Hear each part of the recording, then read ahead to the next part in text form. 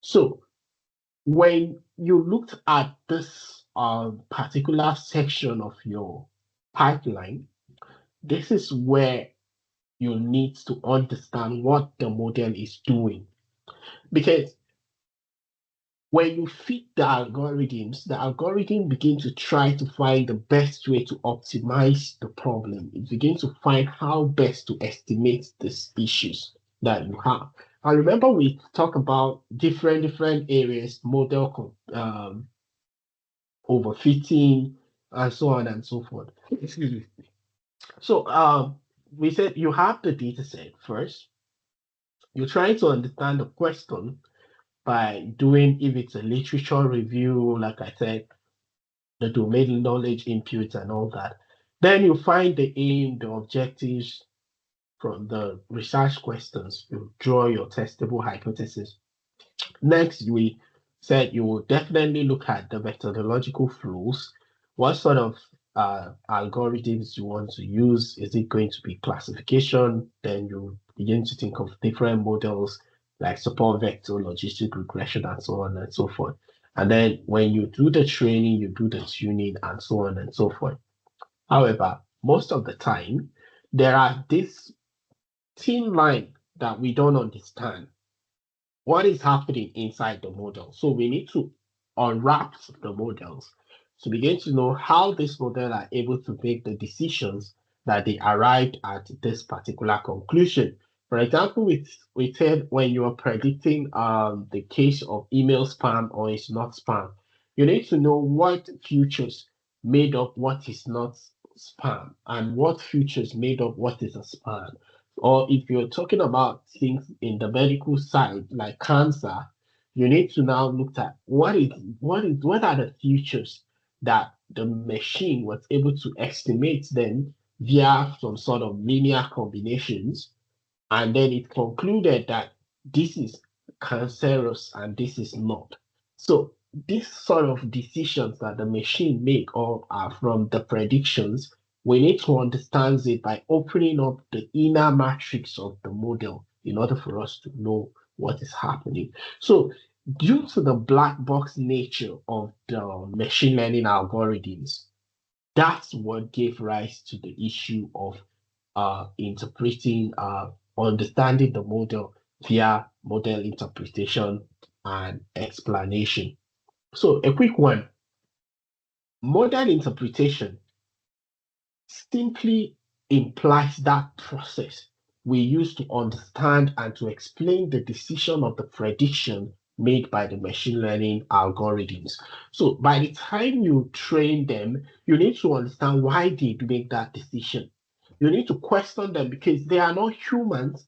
So you need to understand in order for you to explain it to a stakeholder or in order for you to discuss it with your peers or even with your supervisor because you are the person in charge of it. For example, when you have a car, you need to understand how the car runs before you could jump into the car and start uh, steering the driving wheels. You can't just jump in and start driving. You need to understand. You need to know when you are supposed to use a brake, when you are supposed to use a clutch, when you are supposed to use all those things. You need to know when you are supposed to even use the headlight and even the side mirrors and the rear views. You need to understand all those things before you could begin to drive. The same thing it is when you're analyzing the data set. You need to know why these things happen, why the model is making that decision becomes very crucial and important. So the aim of the model interpretation is one, how does the model arrive at its prediction? What internal logic or patterns were learned by the algorithm? Remember, all these things is all about picking up patterns.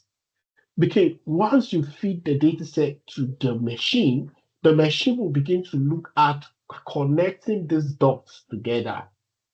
So in the process of connecting these dots together, it helps you to be able to fully understand how the machine was able to make a decision and make that prediction at the end of the day. So that process of unveiling it is what makes you to be able to explain it to another person and say, this is the reason why the machine said it is cancer. This is the reason why the machine said it's not cancer. Then, why did the model make a specific prediction for a particular input? What were the driving factor for that individual outcome? Now, most of the time, in for me in biomedical domain in healthcare, most of the time, if I am dealing with a disease, and I can tell you an example of a project I worked on last time, or I'm still, I think it's still in progress, but I could share, I guess. Um, I was I'm working on my cardiac infarction. Now, in looking at this myocardial infarction, there are several factors that I put together to predict the progression of the disease. So at the end of the day, I got five groups. No, I think three groups of patients. So I covered there are patients that the progression is very, very fast. Like they accumulate multiple comorbidities very, very fast. Then there is this group that accumulates in a very steady way. Then there is this ones that don't even increase at all. They are just slow. So when they start at enrollment with one disease, they maintain it throughout. So what my collaborators will be interested to know is what sort of factor makes the machine to differentiate who is going to progress faster, who is progressing steadily, and who is not progressing in their accumulation at all.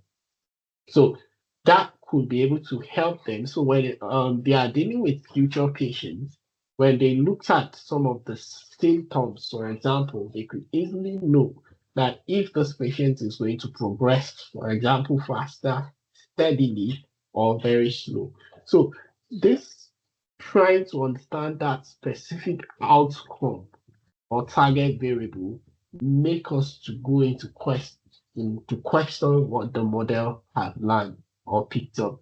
Then, thirdly, which input features are most important for the model's predictions overall? So most of the time, you will discover it's not all the features that are leading to the best performance of the model.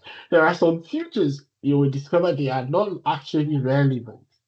They are contributing very small in pushing the prediction towards a particular outcome. So that kind of situation, even if you don't have those features in the model, you are likely not going to have a drop in the accuracy of your performance. But there are these features that the moment you remove them, they become the model will drop drastically. And a good example in practice, like a place that I'm sorry, I always love to use Nigeria as an example, and it's good because it is our country, so we can always talk about it to question the processes that we see every day. Religion is a factor in Nigerians' political landscape. Ethnicity is also a factor, and then corruption or money bags is another factor. So you discover that the selection process or the so-called democracy that Nigeria has, which is the outcome, is not determined truly by the votes of the masses, but rather is determined by some of these factors. So the politicians understand the intricacies very well and they use it to their advantage. So that's why when the politicking period is almost starting, then you begin to see different things and bigotries begin to they heat up the politics so that the whole political landscape will be tense And then now when they do that, they pitch the tribes against themselves. So once they do that, they now makes it more like a tribal war. And then they go again and hit up the religious large scale and makes it to be also tense and pitch the Christians, for example, against the Muslims or the Muslims against the Christians, and even the traditional worshippers are not left out as well. So you discover that these are factors. When you remove them, you will begin to see a different evolution in the democracy of Nigeria, for example. So that's how it is also in machine learning. There are features that are very critical in determining the outcome or the decision that the model makes. So interpretability helps us to be able to decipher such futures at the end of the day. Then how does the value of a specific feature influence the model output? So again, like I said, these are things you can see in your everyday life. Inflation, for example, is a very big factor when you are talking about economy of the country. You could see the moment I was talking some weeks back with someone that Nigerian economy, for example, is heavily dependent on petrol or fuel or whatsoever we could call it. So the moment that they said subsidy is gone, you see everything went up because that's a very is a factor that you can once you mess with it, it messed up your economy. So your economy is the outcome variable are heavily depending on these factors. So the moment you messed up with it, you see the small scale businesses folding up, the medium scale folding up, other things getting affected. In fact, it affects down to homes or family. It could lead to high rate of divorce, for example. It can lead to cases of suicide and all that. We see that skyrocketing, people jumping into the lagoon and all that. All those things are happening because one factor was messed up with. And the moment that factor was touched, every other thing went off spiraling. So that specific influence, you can be able to monitor it via model interpretation and explanation to be able to see such kind of factors, and then stakeholders could know how to mitigate the influence of such kind of factors. So there is a black box. Generally, most of the machine learning algorithms are black box, and I'll tell you why. The reason is because we had this problem of model trade-off, model accuracy trade-off, and interpretability trade-off, meaning that most of the interpretable models don't give us good accuracy performance, or the performance are not always that good. While on the other hand, when we increase the complexity of the model, we will begin to see the accuracies going up, becoming much better. And the reason is because there is a lot of non-linear relationship that is existing in real life or in the real world. So the real world is not this linear in nature. The real world is full of so many interactions, so many complexities, so many things. For example, you wake up every day and you plan your day and say, this is how I want to do it. But you'll be surprised that it's not always how you want to end your day that you end it. No matter how you plan, you still see some things coming to affect your schedules. So that's because the real world is not a linear space that you could just walk from point A to point B. Even you yourself, you will agree with me. Sometimes you step out and say, "Oh, I just want to go to the supermarket to grab milk." On reaching the supermarket, you will discover that, oh, I need to grab some eggs. Probably vegetables could also help. And then you think about when you grab an egg, you say, oh, I think I need bread. And then you also think about it and say, probably I need some nuts as well. So by the time before you realize, you have picked things that you don't even plan to buy them.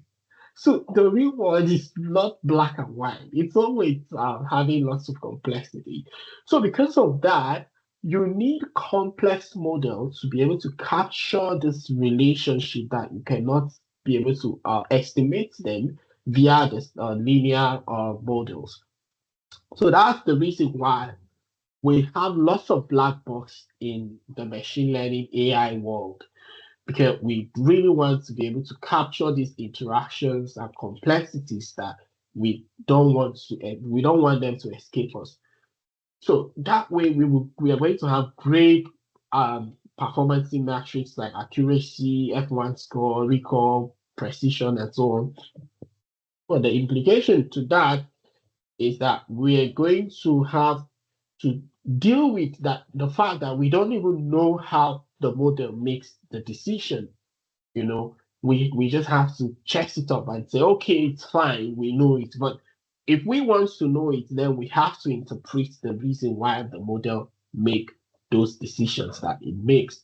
So in order for us to do this interpretation, that is where the we need to open the black box to make sense out of it.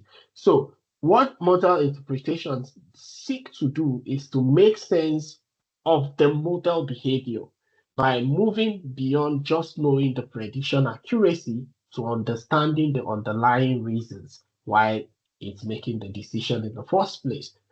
And then secondly, for the sake of transparency, we just need to unravel this complexity. We need to know why, because we want to be transparent. Okay, consider somebody that apply for a loan, and then after you already have some automations or some machine learning algorithms that helps to sort out who gets the loan and who doesn't get the loan, and then that person gets rejected, the person will have so many thoughts running through their mind, especially if you are looking at developed countries where we have people from different ethnicity, race, and also religion. You know, sometimes the person, especially if it's from a minority group, the person can begin to think and say, "Oh, I got rejected because I am this or because I'm that." Even if that's even too far, let's focus in world rate or in undergraduate. Like anytime a student gets an A, the student will be very proud. He say, I got an A. But the moment the student gets a C or a D or an E or even a B or probably an F or something, you say, they gave me E, they gave me F.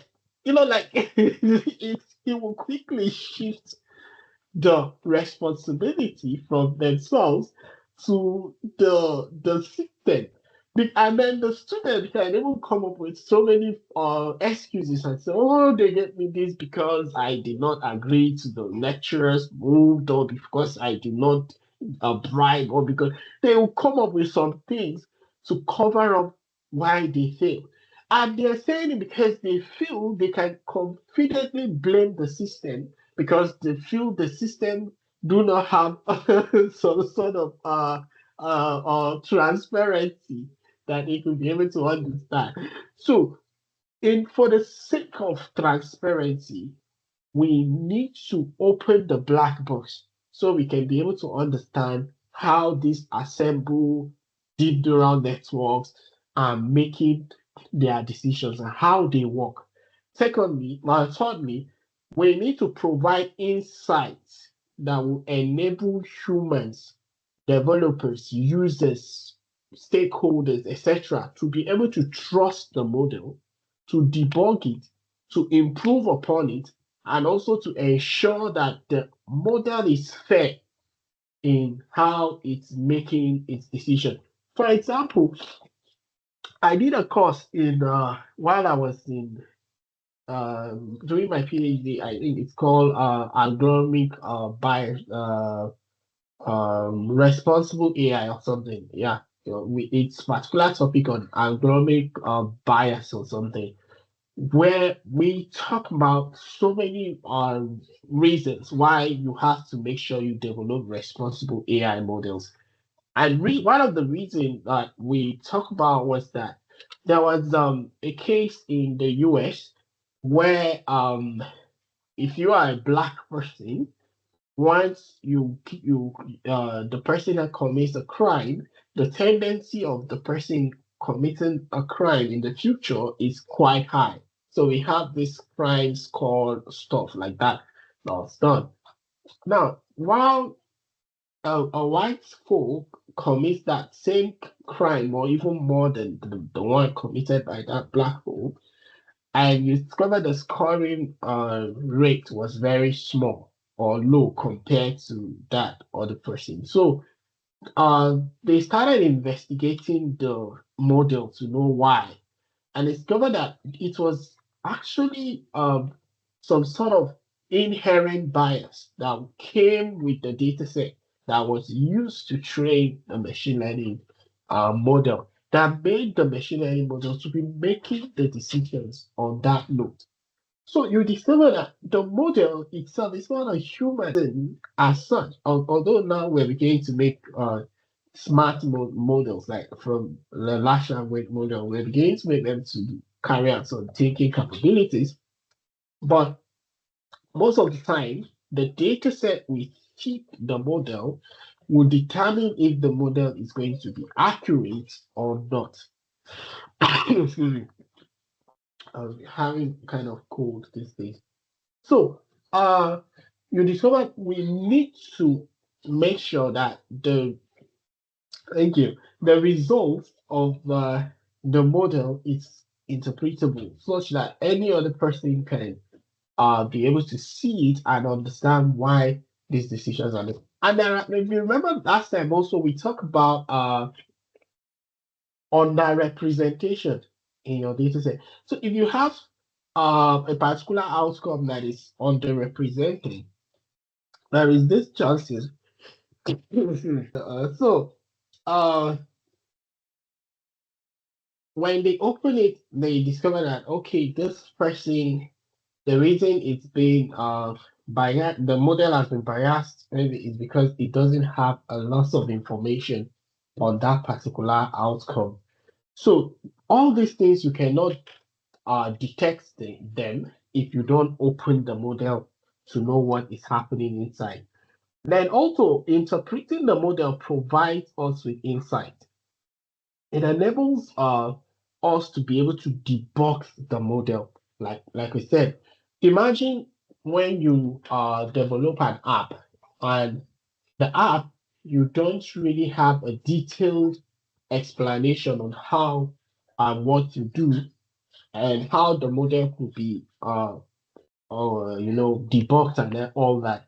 So in the future, when you are no longer in that organization and then a new engineer is employed, that engineer will get stuck because he wouldn't be able to understand what and what you did and how he or she could be able to come and fix the problem.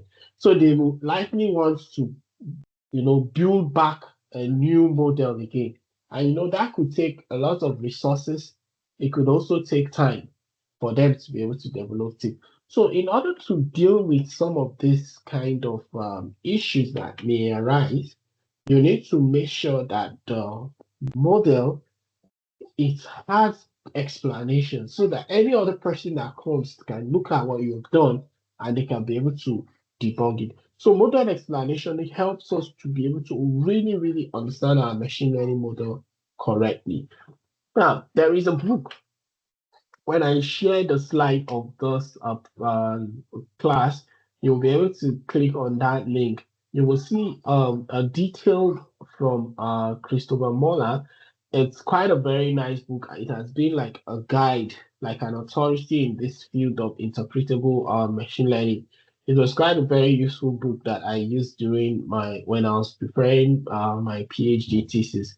It's where you will see lots of things on interpretable machine learning. So if you are interested, you can actually take out time to read the book and see so much details on interpretable AI.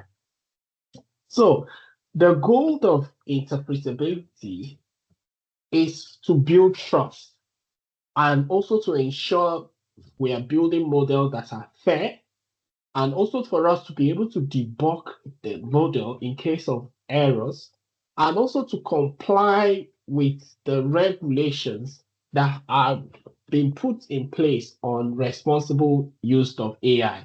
There is for example, the European GDPR rights or to explanation law. In order for you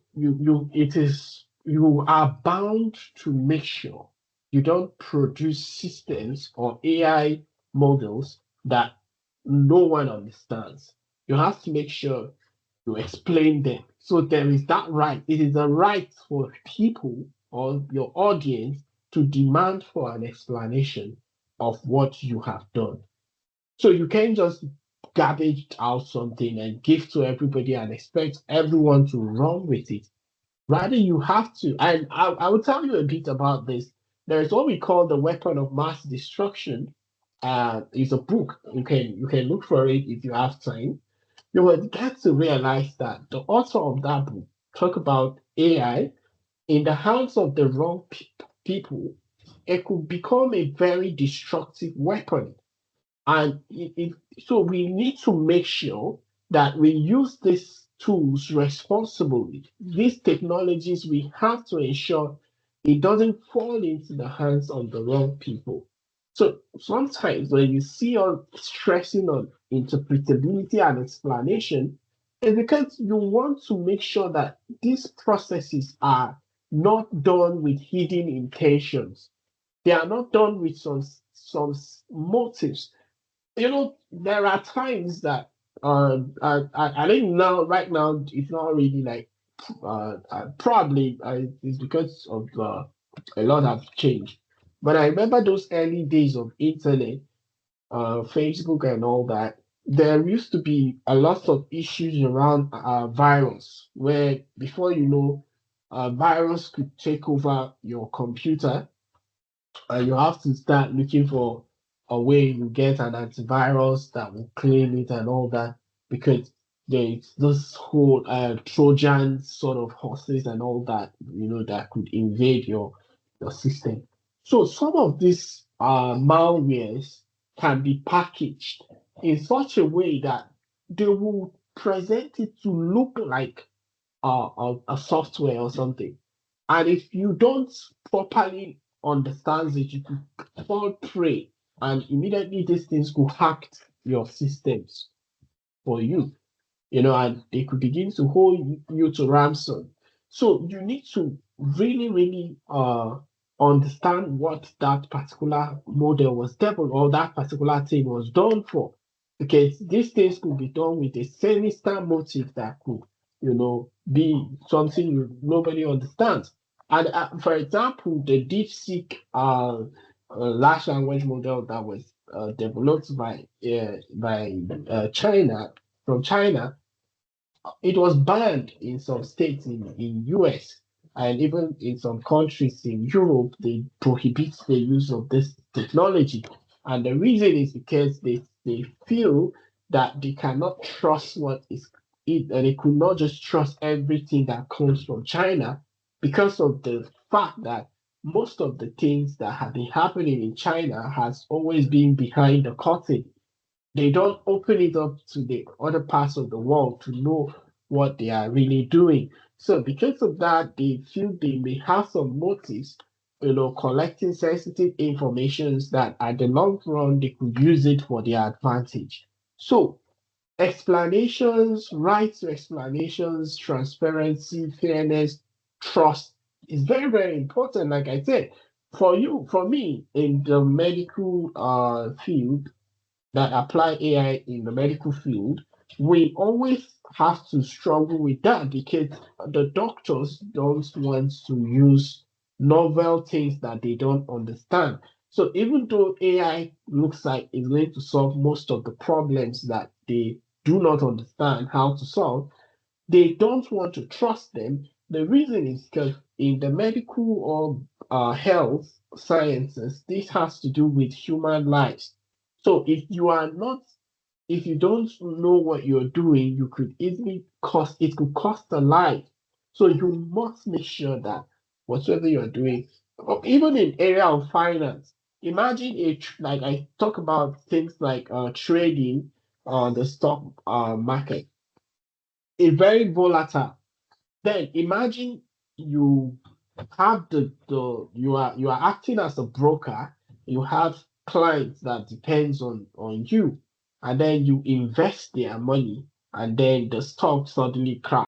You know, it's very difficult for you to convince them that you don't expect that, because they will expect you to. And even if they understand that, okay, it's fine, it's based on shit happens or something, but then you they want an explanation why.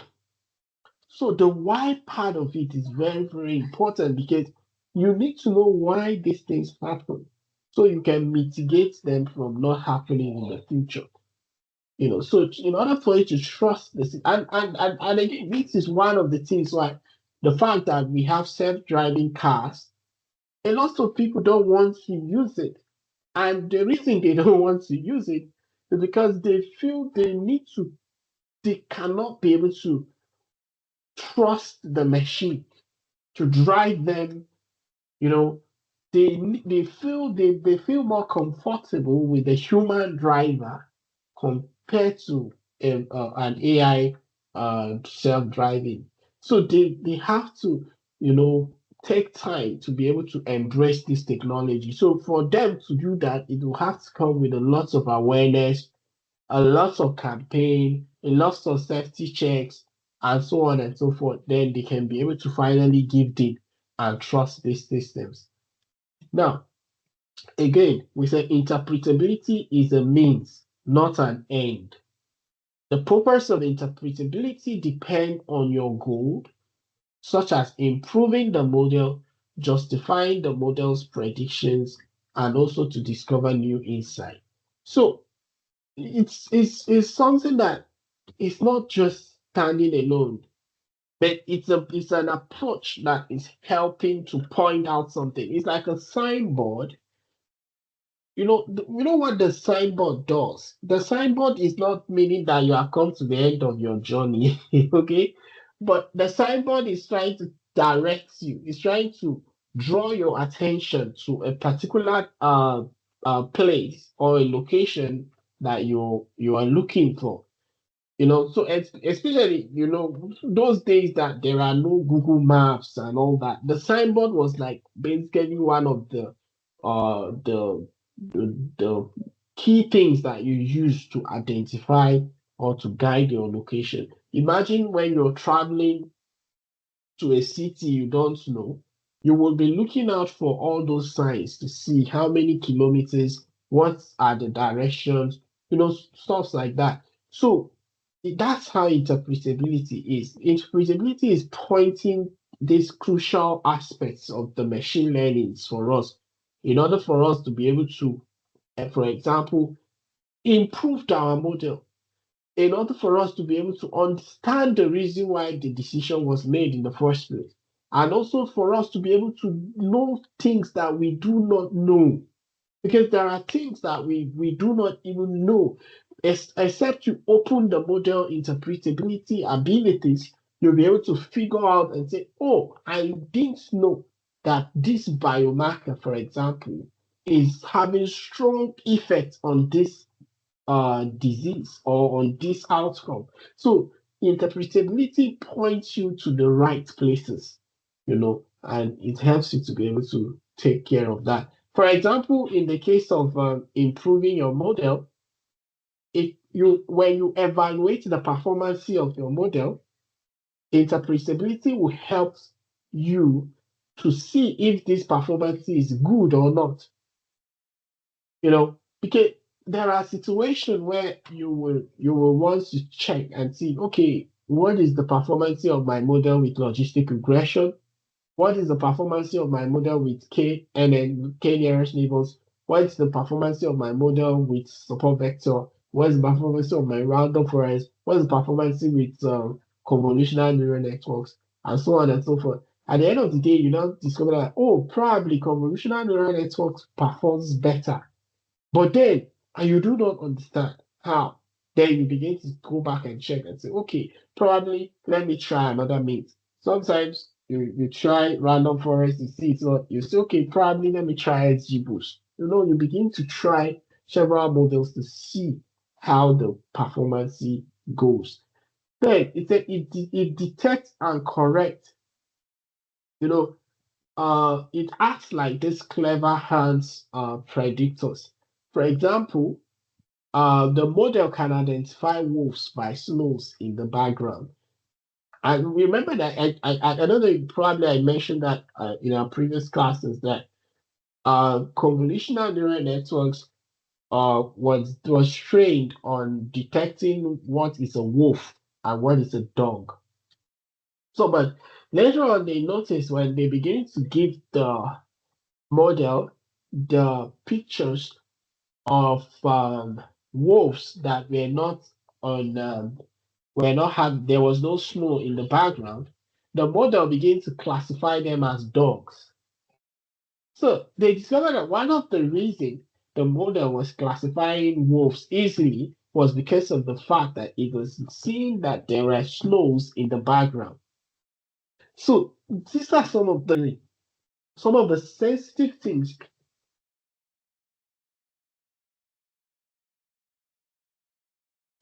These are some of the sensitive things you could easily identify and you'll be able to attend to the moment you are training your model.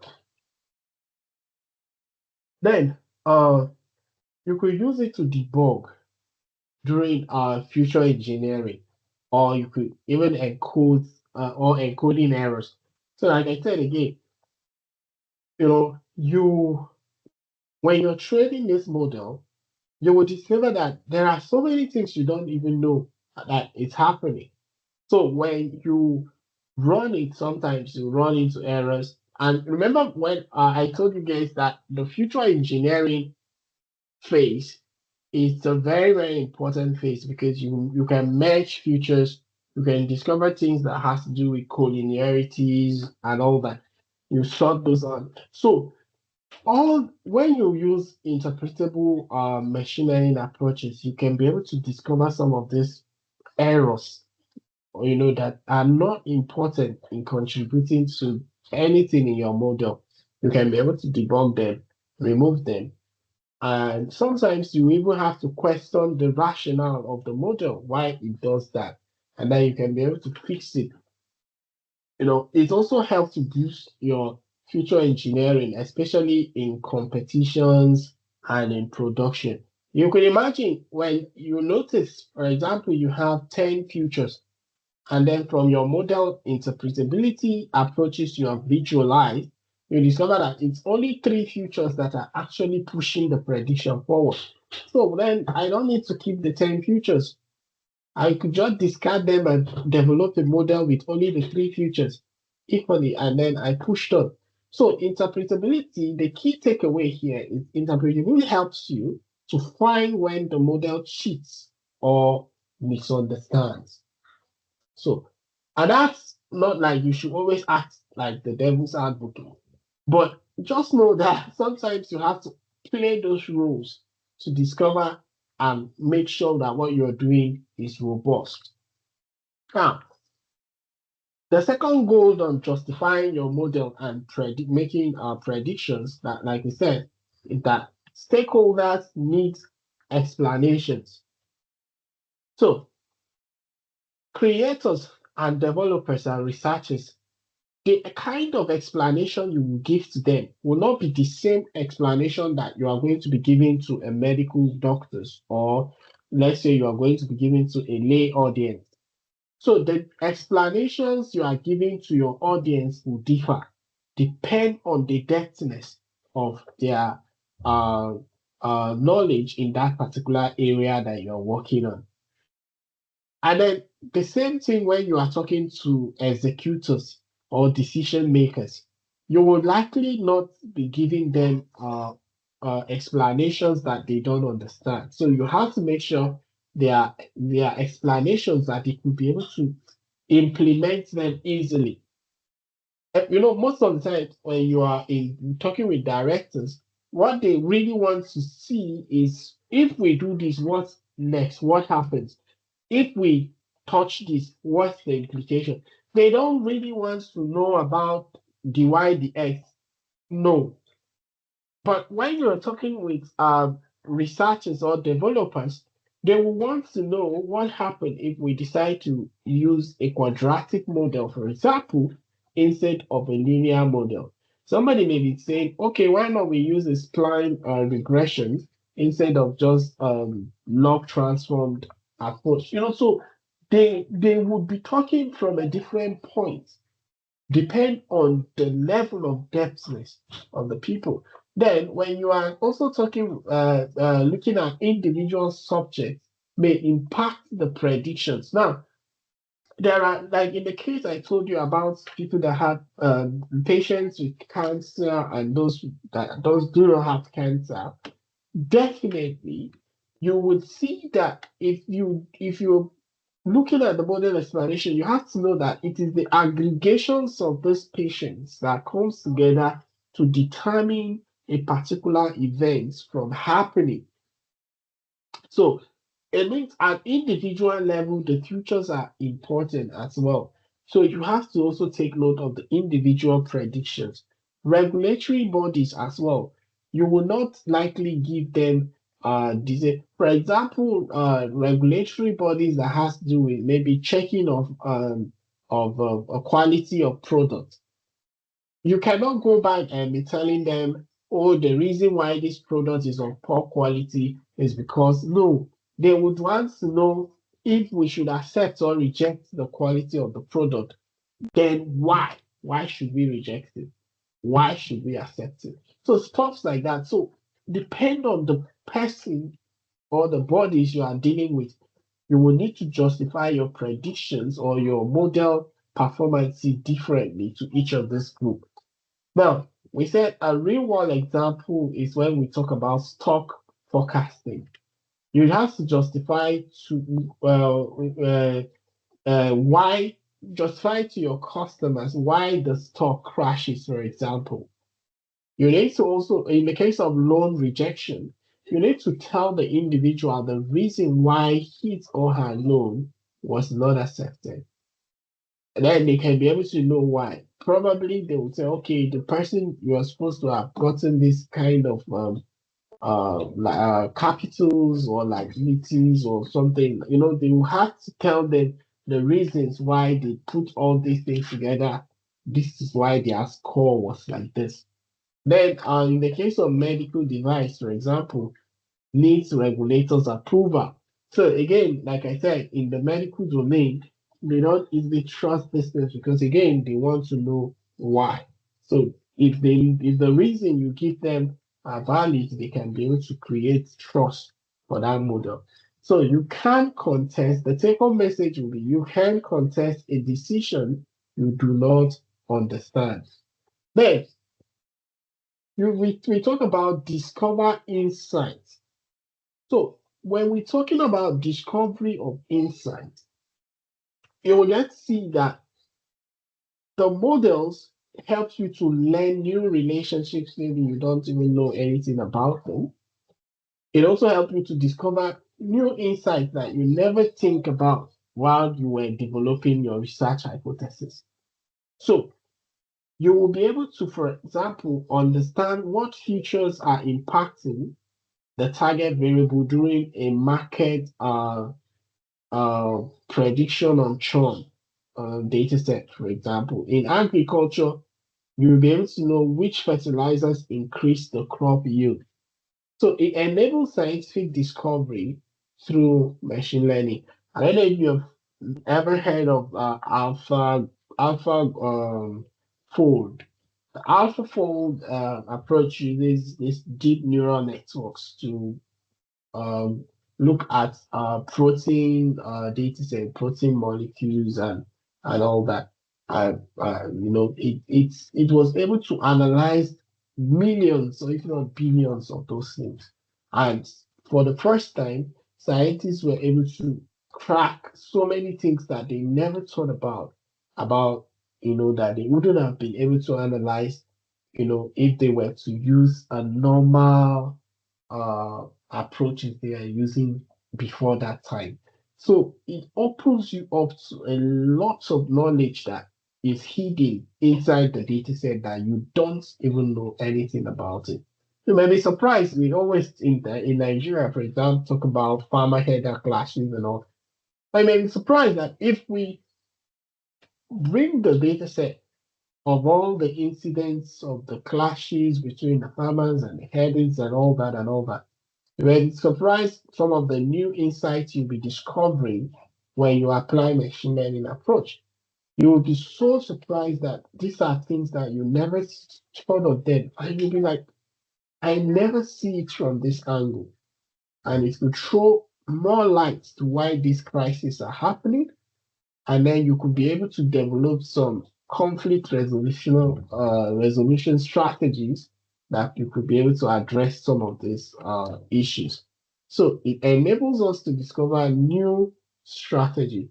So there are several methods of interpretable machine learning.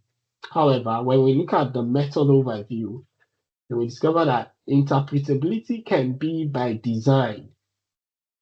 And when we talk about interpretability by design, we say they are models that have intrinsic or inherent interpretable models built interpretable features built into the model. So those kind of models, they are what we will call follow-come.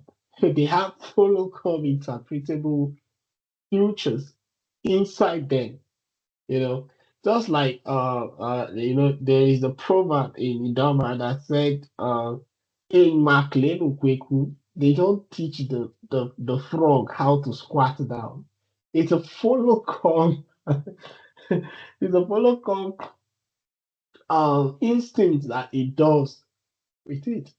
So this kind of designs of those kind of models, you don't need to struggle much because it's part of them. A good example is using logistic regression, linear regression, or logistic regression. You know, has the follow come abilities of interpretability inside them. Another example is the decision tree. The decision tree also is having you can trace the logic of how the model is making its conclusion. Then we next on that level we have the post hoc interpretations. Now the post hoc interpretation is further subdivided into two. It can be model agnostic or model specific. So the model agnostic, now when you hear something is post hoc, it means it is post trained or post evaluation methods. So it means these are not done during the training or during the evaluation, but rather after you have done that. Okay, after you have done that. Now, a good example is the permutation feature importance, and also we have other examples like Lime and SHAP and all that and all that. There are so many examples we'll see in the subsequent slide. So they are usually what we build as surrogates in order to understand the results of a complex model. So let's take random forest or a CNN, for example. After we have trained the CNN model, we want to know why. So we can use the post hoc interpretation approaches to build maybe a linear model or probably some sort of a logistic regression model. The model agnostic approach itself is subdivided into two. It can be local, it can be global. So when we talk about local methods, is we are zooming into every individual instances in that we are using to train the model. So the local focus more about trying to understand each person, while when we talk about the global, it's trying to generalize everyone in the data set. So when we talk about approaches like Lime and SHAP, we can have some sort of local explanation when we will zoom into each individual. But when we are talking about things like future importance, we are talking about everybody coming together to make a particular decision. So it could be local explanation, or we are giving a global explanation. Then we talk about model specific. So the model specific, it's those techniques that focus on a particular model that we use. So there are some explanations that you can use it for every kind of model. It has to be for some specific kind of model. A good example is the use of attention maps in transformers or silencing maps in CNN. So those kind of methods, you cannot just use it for any approaches. It has to be specific or configured for a particular model that you use during your machine learning task. So when we now let's zoom into this part of the tree. When you look at the interpretability by design, you will see that like we said, this interpretability by design, they are intrinsic or they are that means they are inherent, they come with it, with the model. So usually we said the linear regression is a typical example of a model that is interpretable by design. The logistic regression also, we also have other examples like the decision tree, the decision rule, the rule fit, and the generalized linear models. That's the GLM families. You know, that you could extend it to Poisson distributions, and so on, and so the chi-squares and all that. They all fall into the GLM family. So those models, they are explainable, they are interpretable by design. And I don't know if I talk about explainability as well in this slide, but they may not always be the same. Anyway, so in the case of interpretability by design, it is not post-hoc. It's built into the algorithm. The model itself is constrained to be human interpretable from the start, meaning that we have logics that we can look and see why the model arrives. So normally, when you do things like when you analyze your data set with linear regression, logistic regression, for example, nobody really stressed on the why. Nobody really stressed to ask for the interpretation because they are transparent model. You already know how. The moment you look at the coefficients of regression, you can easily put, you can like on one go put them on the XY plane and know how the estimations were done. So it's very, very easy for you to understand how the model was built and how the decisions were made. We said this model by design can be intrinsic interpretable, or it can be inherently interpretable models. So the output from a linear function of inputs is interpretable by design, because the moment you put them, it will open it up. Okay, Monday, no problem. Sorry. So you discover that the linear regression already open us up to understand why these decisions were made. So again, take note of the futures. It is easy to explain. It's easy for you to debug. It is good for regulation in heavy industry. So if you go to industries like health, pharmacy, pharmaceutical industries, and even in some other industries, most of them rely on this kind of model because they could easily debug it, they could easily explain it, and they could easily know why these decisions were made. So there are people that have capitalized on these approaches to build interpretable models, meaning they combine some of those properties of these linear regressions and all that to build their kind of model to explain complex model.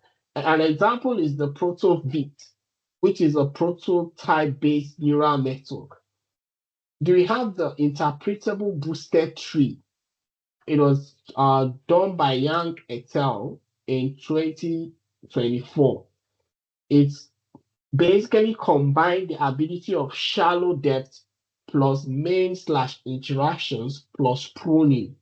And remember, I did talk about that depthness when we were talking about the random forest decision tree, that most of the time we cut them around 3 or 4 so we can be able to know how the logic of decisions are made across the leaf node and also the end the decision node.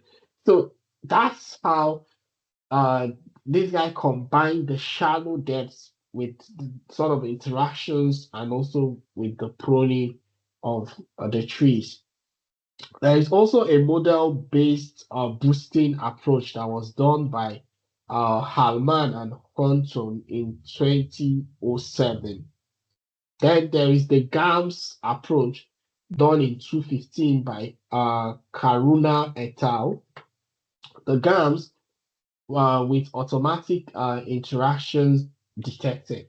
So the take-home message here is that these models are inherently interpretable and they are often competitive in performance.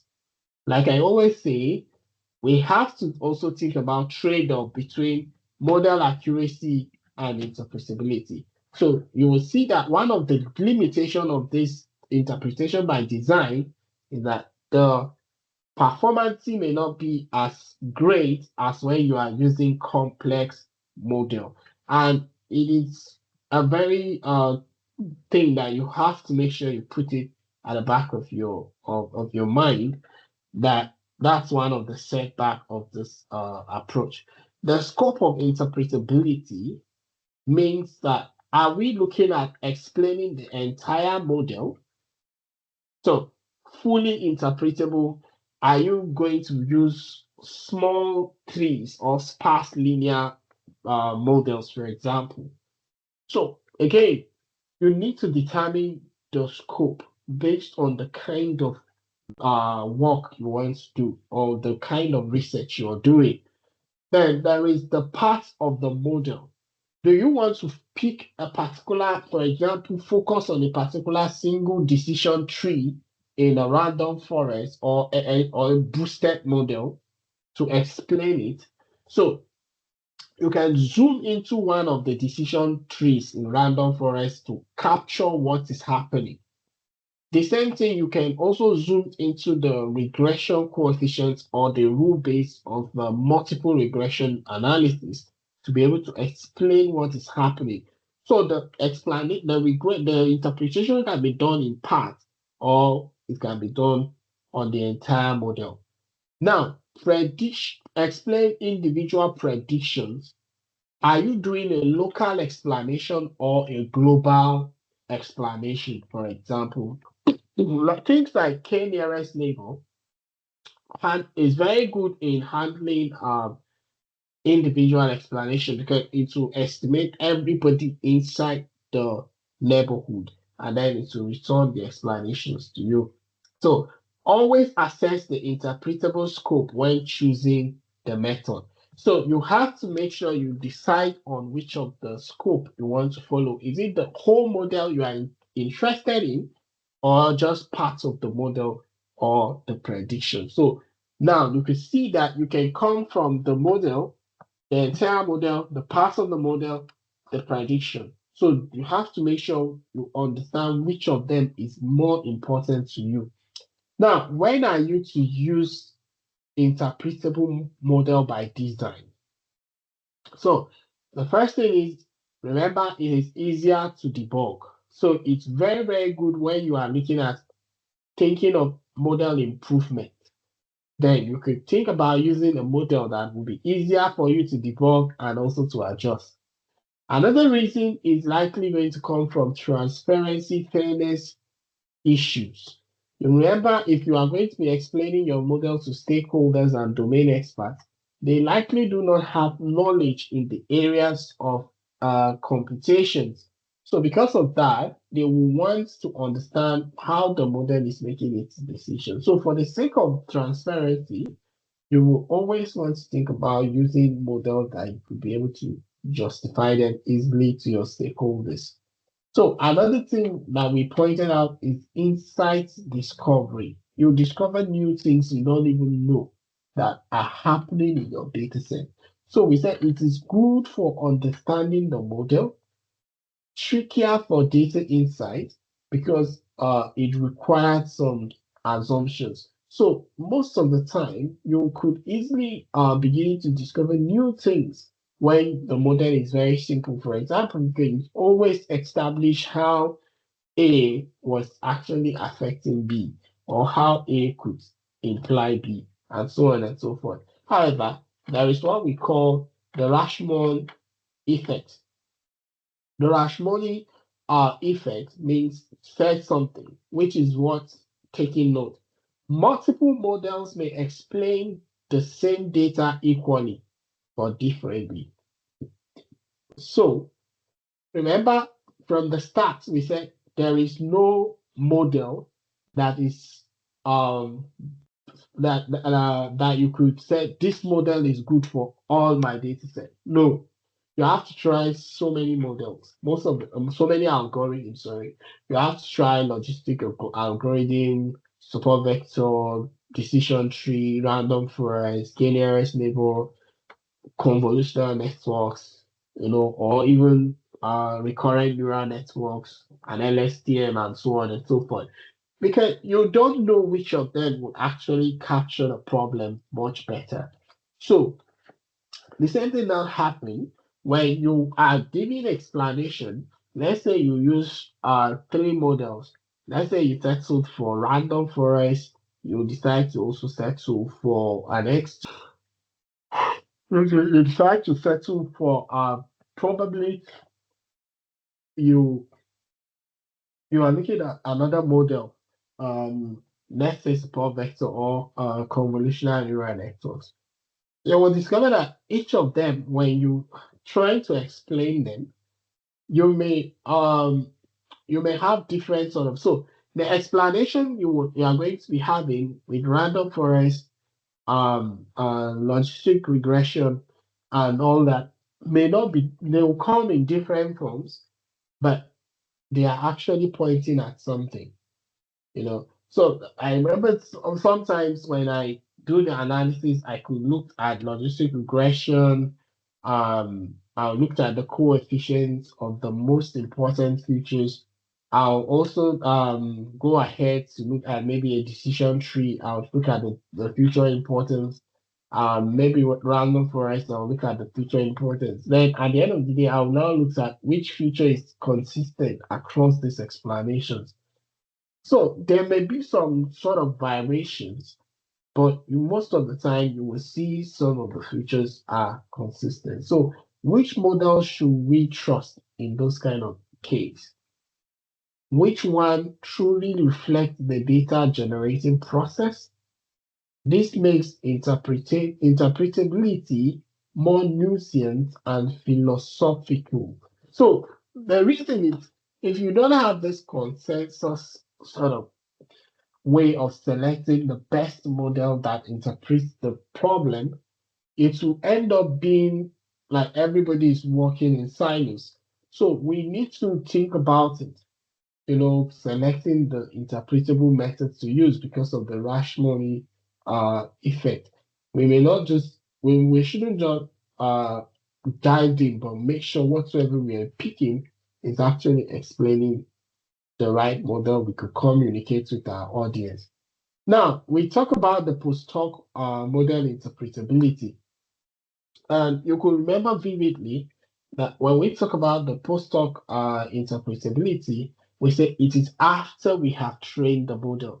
So after we have trained the model, the next thing is to now approximate the model in order for us to understand it. A good example, if you looked at this figure, this image, you will see that once we impute, let's say we carry out our model training, evaluation, and hyperparameter tuning and all that, then we want to understand what happened to this output. Why did the model, because let's say the model is a black box and it's too complex for us to be able to understand. So we now begin to think of the best way we could understand the outputs that this black box has given to us. So this output we are trying to understand, given to us by this black box, we use the approaches of post-hoc explanation or interpretability to be able to understand what this black box have done. So we also said that the post-hoc interpretation model can be model agnostic or it can be model specific. So when we say model agnostic, it means that it treats model like a black box. So what the model agnostic does is that it will just assume that it doesn't know what is happening inside the model, it won't care, but rather it's going to build some sort of surrogate models to be able to explain what the black box have done. While the model specific uses the internal structure of the model.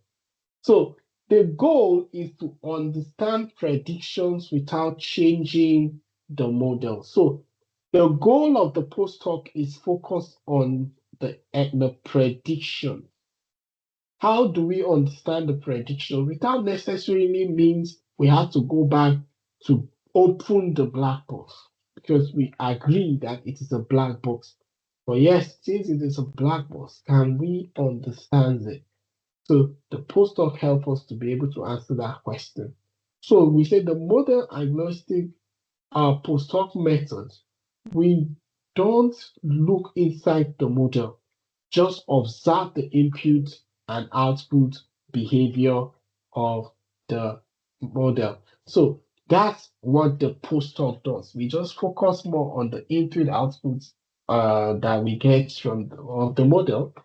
Also, it is flexible because we now call the shot because we can decide to say, oh, I want to use a very complex convolutional neural network with stacks layers. Then, so after using them, I wouldn't want to bother myself to say, okay, what does it do? What does it do? I would just say, okay, now, since I have had good predictions from the convolutional neural network I've just used, the next phase for us is to say, okay, I am going to use logistic regression to approximate the outputs that I'm getting from the convolutional neural network. So it is that output now that we are going to now use subsequently. Okay, so we said it works with any model. So like I said, I can decide to say I want to use logistic regression. I want to use a decision tree. I will be the one to decide which surrogate model I will use at the end of the day. It decouple the model the modeling from interpretation. So it really helped because now you are the one taking charge of what you want to bring in to explain the output results of the model. So we have the SIPA principle, which was done by Skubeck et al. In 2020, where you have the sample, intervention, the prediction, and then the aggregate phase.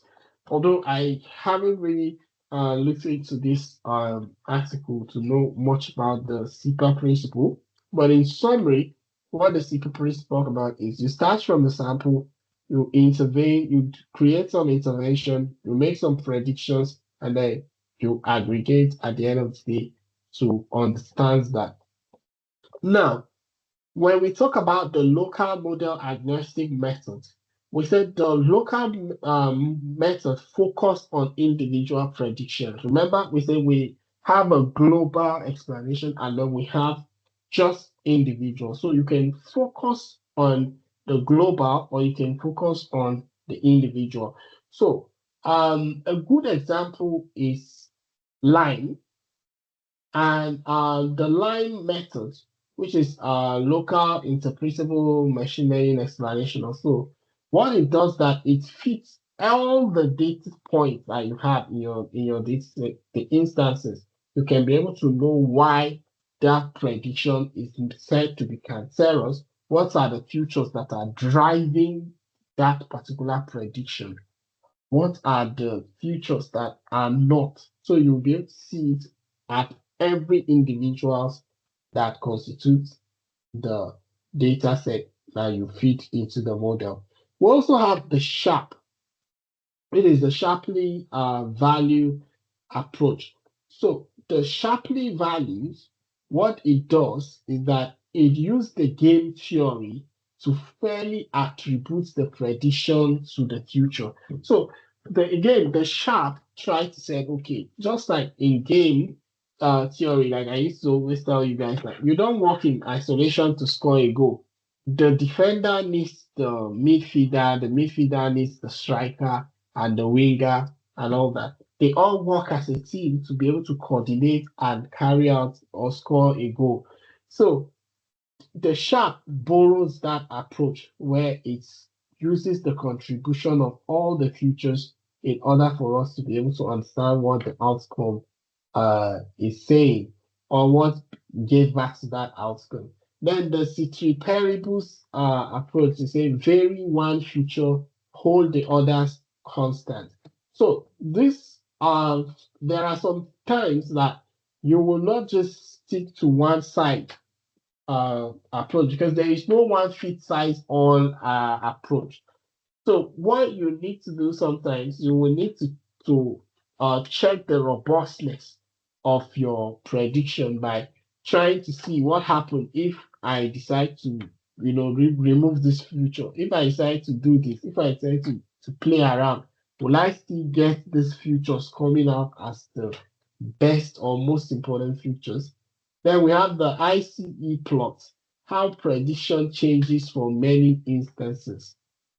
So we have the anchors, if then rules that lock the prediction. So the anchors also is another very interesting approach that we could be able to see individual predictions, what is happening. Then the counterfactuals, what needs to change for a different outcome. So again, the counterfactuals still work, by trying to play around with the futures. Sometimes you will remove the future and rerun the model to see what happens to it. Sometimes you try to even create some sort of noise to see what happens to the futures there. We said one of the local model agnostic approaches is best known for debugging edge cases. It's also used for helping us to understand the explanation at individual instances. It also helps us to discover data issue because now we can be able to really know or understand what is happening. Imagine if the data, when we talked earlier on about the economy of Nigeria depending on fuel, imagine if you're using such approaches, you're going to really see how the effects of the removal of subsidy, for example, affect incomes, affects families, affects health. You begin to see all those things are much more better. So it helps you now to be able to tailor down your data set to the right features that you could be able to help to fit the model.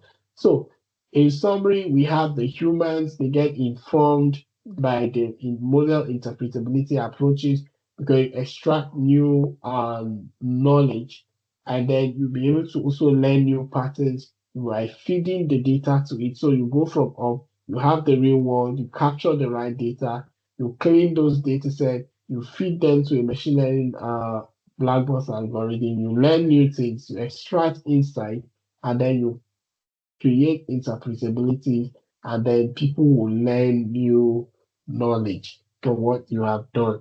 So again, we say the local explanation work this way. So when you have like a neural network, for example, you create that local explanation for every individual in the data set. So that way you can be able to understand what is happening. So the model thinks that objectives are important. So you could see, for example, in this figure, that those features that are green actually shows they are imported by the model. So it helps you to be able to understand how these features work and what makes them important. So we say a good example is SHAP, line, ICE, and so on and so forth. So the caveat here is that the attribution uh, methods like SHAP lines are models too.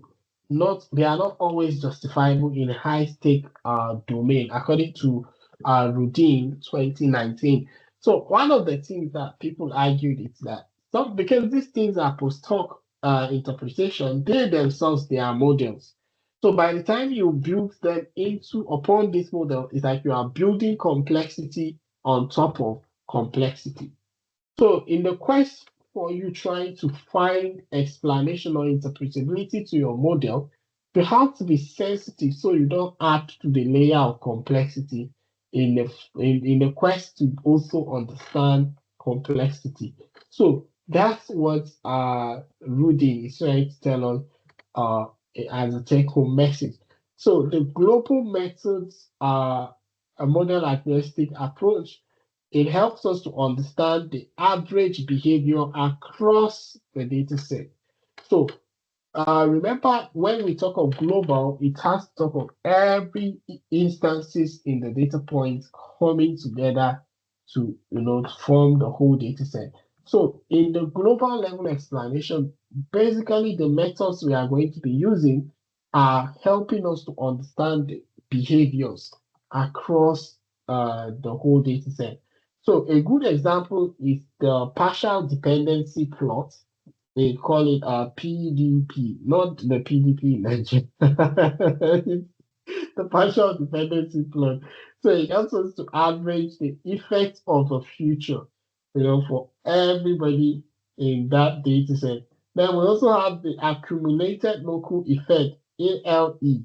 It also does the same as the PDP, uh, but it's better with correlated futures. Then we have future interaction or H-stat. It quantifies the joint effect. Then we have the permutation future importance. So it measures drop in performance when permutated. Now, if you remember the other day we talked about future selection and we briefly did look at the permutation future selection approach. So the permutation future importance does the same thing. And I came across that I think during my PhD work when I was using the normal future importance. And at some point my PhD supervisor was like, no, why don't we permutate those futures to know if we will still have them coming up as the most important features in our model. So then I have to now go study what the permutation feature importance is and how I could integrate it into my model. And then I was able to do that, and then I perform it, and I did see some changes on the normal feature importance. So just like the normal feature importance does, the permutation tries to permutate the features. randomly, and then it measures the drop in the performance when you permutate them. Then we have the LOFO, the LUFO, that you retrain the models without features. Then we have surrogate models. So they are simpler models approximating black box. So when you sometimes, like I said, after you have like a CNN model, you can start to say, okay, I don't want to open the CNN model, but I want to understand the output. So because you want to understand the output, you will take the outputs from the CNN model and you impute them into, for example, a logistic regression model. And then you will now focus your explanation on the logistic regression model, not the complex model that you have trained. So that's what the surrogate does. Remember in real life when we talk about surrogacy, when a woman is unable to conceive, they can look for a surrogate mother to do that for them. So the same way, we don't want to bother the complex model. So you build small models around it, and then you'll be able to understand the outputs that comes from that complex model. Then prototypes and criticism. So these are representative example of the data set. So sometimes you can build the prototypes so they can act as counterfactuals in order for you to know what is happening. So when to use the global model agnostic approaches, when you want to improve the model. Secondly, when you want to explain the model to stakeholders. Remember, like I said, the stakeholders are not interested in all the Dogon Turenchi. They just want something they can easily understand. So you also help you to group the analysis, by in stepwise. Now, when you output the model, you can be able to really see if there are some sort of similarities that are happening amongst some instances in the dataset, which of them tends to be moving towards the same direction, which are moving towards different directions. So we have two types. We have the future effects approach, which are the PDP, the ALE, HSTAT, and decomposition. They fall into this approach. That's the future effect approach. While the permutation future importance or the future importance approaches, we have the permutation future importance, the LUFO, and also the SHAP future importance method. So again, we said the model agnostic versus the model specific. So remember we said the model agnostic method, a good example, we have the line, the SHAP, and all that. They work on any kind of model. It means that it doesn't matter the model you use for your training, you can use them to get your, excuse me, but the model specific, they are built for specific purpose, for a specific model. So and a good example is in the case of using transformer or silency maps in CNN. Then we also need to talk about the cases in the global ish training, such as um, uh, linear regression, logistic regression, and all that to approximate the what we have learned from the black box. Okay, so we will use that simpler kind of models to understand that. Then the key challenges, however, is that approximation may be oversimplified. So one of the things you may take note is that most of the time when the story is not being told from the true source, there is the tendency that that story will be watered down. So the same way when you are building this post-hoc, they may oversimplify the problem such that so many things may be ignored that the model actually picked up. Then, risks of generating or misleading explanations if the method is misapplied. So that's also another very important thing that we have to struggle with. because we may discover that there are approaches like I think in this SHAP online that has to generate some artificial samples in order for them to build interaction around a particular feature to understand how it works. So some of these approaches could generate their own new complex layers that, if not properly applied, they could end up complicating the whole issue. So the human understandable output generates by interpretation techniques, often through visual. So again, most of the explanations are done, for people to be able to understand using visuals like charts and graphs and plots and all that. And also, you can also use via text or numeric summary. So, but normally, I think the visuals that seems to be much more dominant, in practice. So, the importance in practice and the key challenges. The end results communicates is to communicate to stakeholders, end users, regulators, and so on and so forth.